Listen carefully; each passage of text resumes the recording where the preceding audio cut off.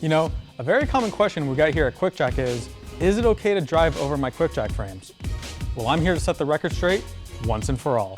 And that answer is, depends on what you mean. Let's check it out.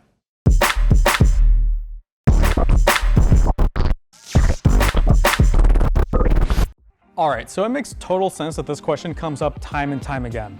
I mean, after all, QuickJack is made to save you time on the track and at home. So why not save time on saving time? Well, now you can. It is perfectly safe to drive your vehicle over your QuickJack frames. Now hold on before you click off.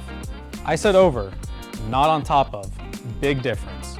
Driving over means you only need to make slight adjustments to get your frames in the proper location. We recommend using the QuickJack positioning handle to slide your frames under the vehicle's lifting points. Driving on top of your frames is a completely different story.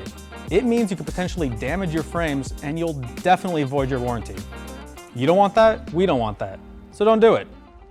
So now that we got that sorted out, we know you're probably thinking, can I drive over the hydraulic hoses? I don't know, but I know how you can find out. That's right, we're shamelessly promoting our old content. Hell yeah. Anyways, that should about do it for this quick tip. Make sure to subscribe so we can recommend this video to you in a few years, and to also keep up with new content. Thanks for watching.